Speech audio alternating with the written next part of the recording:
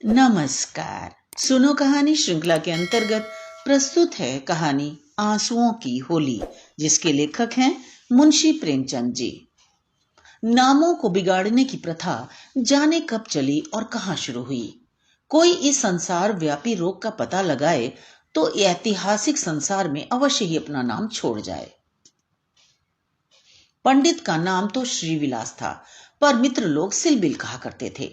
नामों का असर चरित्र पर कुछ ना कुछ पड़ जाता है। बेचारे सिलबिल सचमुच ही सिलबिल थे। दफ्तर जा रहे हैं मगर पायजामे का इजार बंद लटक रहा है। सिर पर फ्लैट कैप है, पर लंबी सी चुटिया पीछे झांक रही है। आचकन यूं बहुत सुंदर है। ना जाने उन्हें त्योहारों से क्या चिढ़ थी। दिवाली गुजर जाती पर वह भला मानुष कौड़ी हाथ में न लेता, और होली का दिन तो उनकी भीषण परीक्षा का दिन था। 3 दिन वे घर से बाहर न निकलते। घर पर भी काले कपड़े पहने बैठे रहते थे। यार लोग टोहमे रहते थे कि कहीं बच्चा फंस जाए, मगर घर में घुसकर तो फौजदारी नहीं की जाती। एक आध बार फंसे भी, मगर घिघिया पुदिया कर बेदाग निकल गए। लेकिन अब की समस्या बहुत कठिन हो गई थी। शास्त्रों के अनुसार 25 वर्ष तक ब्रह्मचर्य का पालन करने के बाद उन्होंने विवाह किया था। ब्रह्मचर्य के परिपक्व होने में जो थोड़ी बहुत कसर रही, वह 3 वर्ष के गौने की मुद्दत ने पूरी कर दी। यद्यपि स्त्री से उन्हें कोई शंका न थी, तथापि वे औरतों को सिर चढ़ाने के हामी न थे। इस मामले में उन्हें अपना वही पुराना धुराना ढंग पसंद था। बीवी को जब कसकर डांट दिया तो उसकी मजाल है कि रंग हाथ से छुए। विपत्ति यह थी कि ससुराल के लोग भी होली मनाने आने वाले थे। पुरानी मसल है, बहन अंदर तो भाई सिकंदर। इन सिकंदरों को कौन रोक सकता है। स्त्री ने आंखें फाड़कर कहा, अरे भैया, क्या तुम सचमुच रंग घर न लाओगे? ये कैसी होली है बाबा? सिलबिल ने त्योरियां चढ़ाकर कहा, बस मैंने एक बार कह दिया और बात दोहराना मुझे पसंद नहीं। घर में रंग नहीं आएगा और न कोई छुएगा। मुझे कपड़ों पर लाल छींटे देखकर मचली आने लगती है। हमारे घर में ऐसी ही होली होती है। स्त्री ने सिर झुकाकर कहा, तो ना लाना रंग संग। मुझे रंग लेकर क्या करना है? जब तुम ही रंग ना लाओगे तो मैं कैसे छू सकती हूं? सिलबिल ने प्रसन्न होकर कहा, निसंदेह यही साध्वी स्त्री का धर्म है। लेकिन भैया तो आने वाले हैं, वह क्यों मानेंगे? उनके लिए भी मैंने एक उपाय सोच लिया है। उसे सफल करना तुम्हारा काम है। मैं बीमार बन जाऊंगा, एक चादर ओढ़कर लेटा रहूंगा। तुम कहना इन्हें ज्वर आ गया। बस चलो, छुट्टी हुई। स्त्री ने आंखें नचाकर कहा, ए नौज, कैसी बातें मुंह से निकालते हो? ज्वर जाए मुद्दई के घर, यहां आए तो मुंह झुलस दो निगोड़े का। तो फिर दूसरा उपाय ही क्या है? तुम ऊपर वाली छोटी कोठरी में छिपे रहना। मैं कह दूंगी उन्होंने जुलाब लिया है, बाहर निकलेंगे तो हवा लग जाएगी। पंडित जी खिल उठे, बस बस, यही सबसे अच्छा। होली का दिन है, बाहर हाहाकार मचा हुआ है। पुराने जमाने में अबीर और गुलाल के सिवा और कोई रंग न खेला जाता था। अब नीले, हरे, काले सभी रंगों का मेल हो गया है, और इस संगठन से बचना आदमी के लिए तो संभव नहीं। हाँ, देवता बचें। सिलबिल के दोनों साले मोहल्ले भर के मर्दों, औरतों, बच्चों और बूढ़ों का निशाना बने हुए थे। बाहर के दीवान खाने के फर्श, दीवारें, यहां तक की तस्वीरें भी रंग उठी थीं। घर में भी यही हाल था। मोहल्ले की ननदें भला कब मानने लगी थी, पर नाला तक रंगीन हो गया था। बड़े साले ने पूछा, क्यों री चंपा, क्या सचमुच उनकी तबीयत अच्छी नहीं? खाना खाने भी ना आए? चंपा ने सिर झुकाकर कहा, हाँ भैया, रात ही से पेट में कुछ दर्द होने लगा। डॉक्टर ने हवा में निकलने को मना कर दिया है। जरा देर बाद छोटे साले ने कहा, क्यों जीजी जी, क्या भाई साहब नीचे नहीं आएंगे? ऐसी भी क्या बीमारी है? कहो तो ऊपर जाकर देखाऊं? चंपा ने उसका हाथ पकड़कर कहा, नहीं नहीं, ऊपर मत जाओ। वह रंग वंग ना खेलेंगे। डॉक्टर ने हवा में निकलने को मना कर दिया है। दोनों भाई हाथ मलकर रह गए। सहसा छोटे भाई को एक बात सूझी, जीजा जी के कपड़ों के साथ क्यों ना होली खेलें? वे तो बीमार नहीं हैं। बड़े भाई के मन में भी यह बात बैठ गई। बहन बेचारी अब क्या करती?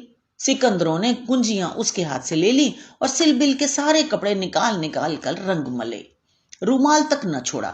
जब चंपा ने उन कपड़ों को आंगन में अलगनी पर सूखने को डाल दिया तो ऐसा जान पड़ा मानो किसी रंगरेज ने ब्याह के जोड़े रंगे हों।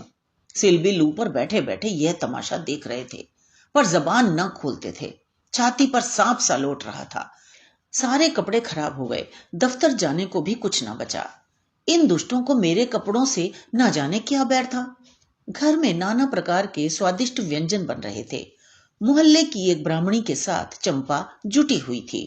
दोनों भाई और कई अन्य सज्जन आंगन में भोजन करने बैठे थे, तो बड़े साले ने चंपा से पूछा, कुछ उनके लिए भी खिचड़ी विचड़ी बनाई है? पूरियां तो बेचारे आज खा ना सकेंगे। चंपा ने कहा, अभी तो नहीं बनाई, अब बना लूंगी। वाह री तेरी अक्ल, अभी तक तुझे इतनी फिक्र नहीं कि वे बेचारे खाएंगे क्या? तू तो इतनी लापरवाह कभी न थी। जा निकाल ला जल्दी से चावल और मूंग की दाल। लीजिए, खिचड़ी पकने लगी। इधर मित्रों ने भोजन करना शुरू किया। सिलबिल ऊपर बैठे अपनी किस्मत को रो रहे थे। उन्हें इस सारी विपत्ति का एक ही कारण मालूम होता था, विवाह। चंपा न आती तो ये साले क्यों आते, कपड़े क्यों खराब होते, होली के दिन मूंग की खिचड़ी क्यों खाने को मिलती। मगर अब पछताने से क्या होता है। जितनी देर में लोगों ने भोजन किया उतनी देर में खिचड़ी तैयार हो गई। बड़े साले ने खुद चंपा को ऊपर भेजा कि खिचड़ी की थाली ऊपर दे आए। सिलबिल ने थाली की ओर कुपित नेत्रों से देखकर कहा, इसे मेरे सामने से हटा ले जाओ। क्या आज उपवास ही करोगे? तुम्हारी यही इच्छा है तो यही सही। मैंने क्या किया? सवेरे से जुटी हुई हूं। भैया ने खुद खिचड़ी डलवाई और मुझे यहां भेजा। हाँ, वह तो मैं देख रहा हूं कि मैं घर का स्वामी नहीं। सिकंदरों ने उस पर कब्जा जमा लिया। मगर मैं यह नहीं मान सकता कि तुम चाहती तो और लोगों के पहले ही मेरे पास थाली न पहुंच जाती। मैं इस पतिव्रत धर्म के विरुद्ध हूं, और क्या कहूं। तुम तो देख रहे थे कि दोनों जने मेरे सिर पर सवार थे। अच्छी दिल लगी है कि लोग तो समोसे और खस्ते उड़ाएं और मुझे मूंग की खिचड़ी दी जाए। वारे नसीब, तुम 2-4 कौर खा लो, मुझे ज्यों ही अवसर मिलेगा दूसरी थाली लाऊंगी। सारे कपड़े रंगवा डाले, दफ्तर कैसे जाऊंगा? ये दिल लगी मुझे जरा भी नहीं भाती। मैं इसे बदमाशी कहता हूं। तुमने संदूक की कुंजी क्यों दे दी? क्या मैं इतना पूछ सकता हूं? जबरदस्ती छीन ली। तुमने सुना नहीं? करती क्या? अच्छा, जो हुआ सो हुआ। ये थाली ले जाओ। धर्म समझना तो दूसरी थाली लाना, नहीं तो आज व्रत ही सही। एकाएक पैरों की आहट पाकर सिलबिल ने सामने देखा तो दोनों साले आ रहे हैं। उन्हें देखते ही बेचारे ने मुंह बना लिया, चादर से शरीर ढक लिया और कराहने लगे। बड़े साले ने कहा, कहिए कैसी तबीयत है? थोड़ी खिचड़ी खा लीजिए। सिलबिल ने मुंह बनाकर कहा, अभी तो कुछ खाने की इच्छा नहीं है। नहीं, उपवास करना तो हानिकर होगा। खिचड़ी खा लीजिए। बेचारे सिलबिल ने मन में इन दोनों शैतानों को खूब कोसा और विष की भांति खिचड़ी कंठ से नीचे उतारी। आज होली के दिन खिचड़ी ही भाग्य में लिखी थी। जब तक सारी खिचड़ी समाप्त न हो गई, दोनों वहां डटे रहे, मानो जेल के अधिकारी किसी अनशन व्रतधारी कैदी को भोजन करा रहे हों। बेचारे को ठूंस ठूंस कर खिचड़ी खानी पड़ी। पकवानों के लिए गुंजाइश ही न रही। 10 बजे रात को चंपा उत्तम पदार्थों का थाल लिए पतिदेव के पास पहुंची। महाशय मन ही मन झुंझला रहे थे। भाइयों के सामने मेरी परवाह कौन करता है? न जाने कहां से दोनों शैतान फट पड़े। दिन भर उपवास कराया और अभी तक भोजन का कहीं पता नहीं। चंपा को थाल लाते देखकर अग्नि कुछ शांत हुई। बोले, अभी तो बहुत सवेरा है, 1-2 घंटे बाद क्यों ना आई? चंपा ने सामने थाली रखकर कहा, तुम तो न हारी ही मानते हो न जीती। अब आखिरकार ये दोनों मेहमान आए हुए हैं, इनका सेवा सत्कार न करूं तो भी तो काम नहीं चलता। तुम्ही को बुरा लगेगा। कौन रोज आएंगे? ईश्वर ना करे कि रोज आए। यहां तो एक ही दिन में बधिया बैठ गई। थाल की सुगंधमय तरबतर चीजें देखकर सहसा पंडित जी के मुखार विंद पर मुस्कान की लाली दौड़ गई। एक एक चीज खाते थे और चंपा को सराहते थे। सच कहता हूं चंपा, मैंने ये चीजें कभी नहीं खाई थी। हलवाई साला क्या बनाएगा? जी चाहता है कुछ इनाम दूं। तुम मुझे बना रहे हो, क्या करूं? जैसा बनाना आता है बना लाई। नहीं जी, सच कह रहा हूं। मेरी तो आत्मा तक तृप्त हो गई। आज मुझे ज्ञात हुआ कि भोजन का संबंध उदर से उतना नहीं जितना आत्मा से है। बतलाओ क्या इनाम दूं? जो मांगू वह दोगे? दूंगा, जनेऊ की कसम खाकर कहता हूं, ना दो तो मेरी बात जाए। कहता हूं भाई, अब कैसे कहूं? क्या लिखा पढ़ी कर दूं? अच्छा तो मानती हूं, मुझे अपने साथ होली खेलने दो। पंडित जी का रंग उड़ गया, आंखें फाड़कर बोले, होली खेलने दूं?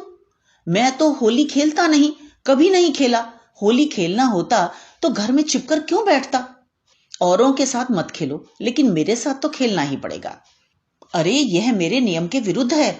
जिस चीज को अपने घर में उचित समझूं, उसे किस न्याय से घर के बाहर अनुचित समझूं? सोचो। चंपा ने सिर नीचा करके कहा, घर में ऐसी कितनी बातें उचित समझते हो जो घर के बाहर अनुचित ही नहीं, पाप भी हैं। पंडित जी झेपते हुए बोले, अरे भाई, तुम जीती, मैं हारा। अब मैं तुमसे यही दान मांगता हूं। पहले मेरा पुरस्कार दे दो, पीछे मुझसे दान मांगना। यह कहते हुए चंपा ने लोटे का रंग उठा लिया और पंडित जी को सिर से पांव तक नहला दिया। जब तक वे उठकर भागे, उसने मुट्ठी भर गुलाल लेकर सारे मुंह में पोत दिया। पंडित जी रोनी सूरत बनाकर बोले, अब और कसर बाकी हो तो वह भी पूरी कर लो। मैं ना जानता था कि तुम मेरी आस्तीन का सांप बनोगी। अब और कुछ रंग बाकी नहीं रहा। चंपा ने पति के मुख की ओर देखा तो उस पर मनोवेदना का गहरा रंग झलक रहा था। पछता कर बोली, क्या तुम सचमुच बुरा मान गए हो? मैं तो समझती थी कि तुम केवल मुझे चिढ़ा रहे हो। श्रीविलास ने कांपते हुए स्वर में कहा, नहीं चंपा, मुझे बुरा नहीं लगा। हाँ, तुमने मुझे उस कर्तव्य की याद दिला दी जो मैं अपनी कायरता के कारण भुला बैठा था। वह सामने जो चित्र देख रही हो, मेरे परम मित्र मनहर नाथ का है, जो अब संसार में नहीं है। तुमसे क्या कहूं, कितना सरस, कितना भावुक, कितना साहसी आदमी था। देश की दशा देख देख कर उसका खून जलता रहता था। 19-20 भी कोई उम्र होती है, पर वह उसी उम्र में अपने जीवन का मार्ग निश्चित कर चुका था। सेवा करने का अवसर पाकर वह इस तरह उसे पकड़ता था मानो संपत्ति हो। जन्म का वैरागी था, वासना तो उसे छू ही नहीं गई थी। हमारे और साथी सैर सपाटे करते थे, मगर उसका मार्ग सबसे अलग था। सत्य के लिए प्राण देने को तैयार। कहीं अन्याय देखा और भवें तन गईं, कहीं पत्रों में अत्याचार की खबर देखी और चेहरा तमतमा उठा। ऐसा तो मैंने आदमी ही नहीं देखा। ईश्वर ने अकाल ही बुला लिया, नहीं तो वह मनुष्यों में रत्न होता। किसी मुसीबत के मारे का उद्धार करने को अपने प्राण हथेली पर लिए फिरता था। स्त्री जाति का इतना आदर और सम्मान कोई क्या करेगा? स्त्री उसके लिए पूजा और भक्ति की वस्तु थी। 5 वर्ष हुए, यही होली का दिन था। मैं भंग के नशे में चूर, रंग में सिर से पांव तक नहाया हुआ उसे गाना सुनने के लिए बुलाने गया तो देखा कि वह कपड़े पहने कहीं जाने को तैयार है। पूछा, कहाँ जा रहे हो? उसने मेरा हाथ पकड़कर कहा, तुम अच्छे वक्त पर आ गए, नहीं तो मुझे जाना पड़ता। एक अनाथ बुढ़िया मर गई है, कोई उसे कंधा देने वाला नहीं मिलता। कोई किसी मित्र से मिलने गया हुआ है, कोई नशे में चूर पड़ा है, कोई मित्रों की दावत कर रहा है, कोई महफिल सजाए बैठा है, कोई लाश उठाने वाला नहीं है। ब्राह्मण खत्री उस चमारिन की लाश कैसे छुएंगे? उनका तो धर्म भ्रष्ट होता है। कोई तैयार नहीं होता। बड़ी मुश्किल से 2 कहार मिले हैं। एक मैं हूं, चौथे आदमी की कमी थी, सो ईश्वर ने तुम्हें भेज दिया। चलो चलें। हाय, अगर मैं जानता कि यह प्यारे मनहर का आदेश है तो आज मेरी आत्मा को इतनी ग्लानि न होती। मेरे घर कई मित्र आए हुए थे, गाना हो रहा था। उस वक्त लाश उठाकर नदी जाना मुझे अप्रिय लगा। बोला, इस वक्त तो भाई मैं नहीं जा सकूंगा, घर पर मेहमान बैठे हुए हैं। मैं तो तुम्हें बुलाने आया था। मनहर ने मेरी ओर तिरस्कार के नेत्रों से देखकर कहा, अच्छी बात है, तुम जाओ, मैं और कोई साथी खोज लूंगा। मगर तुमसे मुझे ऐसी आशा नहीं थी। तुमने भी वही कहा जो तुमसे पहले औरों ने कहा था, कोई नई बात नहीं थी। अगर हम लोग अपने कर्तव्य को भूल न गए होते तो आज यह दशा ही क्यों होती? ऐसी होली को धिक्कार है। त्योहार तमाशा देखने, अच्छी अच्छी चीजें खाने और अच्छे अच्छे कपड़े पहनने का नाम नहीं है। यह व्रत है, तप है। अपने भाइयों से प्रेम और सहानुभूति करना ही त्योहार का खास मतलब है। और कपड़े लाल करने के पहले खून को लाल कर लो। सफेद खून पर यह लाली शोभा नहीं देती। यह कहकर वह चला गया। मुझे उस वक्त यह फटकार बहुत बुरी मालूम हुई। अगर मुझ में यह सेवा भाव न था तो उसे मुझे यूं धिक्कारने का कोई अधिकार न था। घर चला आया, पर वे बातें बराबर मेरे कानों में गूंजती रहीं। होली का सारा मजा बिगड़ गया। 1 महीने तक हम दोनों की मुलाकात न हुई। कॉलेज इम्तिहान की तैयारी के लिए बंद हो गया था, इसलिए कॉलेज में भेंट न होती थी। मुझे कुछ खबर नहीं वह कब और कैसे बीमार पड़ा, कब अपने घर गया। सहसा एक दिन मुझे उसका एक पत्र मिला। हाय, उस पत्र को पढ़कर आज भी छाती फटने लगती है। श्रीविलास एक क्षण तक गला रुंध जाने के कारण बोल न सके। फिर बोले, किसी दिन तुम्हें फिर दिखाऊंगा। लिखा था, मुझसे आखिरी बार मिल जा, अब शायद इस जीवन में भेंट न हो। खत मेरे हाथ से छूटकर गिर पड़ा। उसका घर मेरठ जिले में था। दूसरी गाड़ी जाने में आधा घंटे की कसर थी। तुरंत चल पड़ा, मगर उसके दर्शन न बदे थे। मेरे पहुंचने के पहले ही वह सिधार चुका था। चंपा, उसके बाद मैंने होली नहीं खेली। होली ही नहीं, और सभी त्योहार छोड़ दिए। ईश्वर ने शायद मुझे क्रिया की शक्ति नहीं दी। अब बहुत चाहता हूं कि कोई मुझसे सेवा का काम ले। खुद आगे नहीं बढ़ सकता, लेकिन पीछे चलने को तैयार हूं। पर मुझसे कोई काम लेने वाला भी नहीं। लेकिन आज वह रंग डालकर तुमने मुझे उस धिक्कार की याद दिला दी। ईश्वर मुझे ऐसी शक्ति दे कि मैं मन में ही नहीं, कर्म में भी मनहर बनूं। यह कहते हुए श्रीविलास ने तश्तरी से गुलाल निकाला और उसे चित्र पर छिड़क कर प्रणाम किया। तो ये तो थी कहानी। मुझे आशा है आपने आनंद लिया होगा। इसी तरह हमारे साथ जुड़े रहिए। तो मिलते हैं अगली कहानी में। धन्यवाद।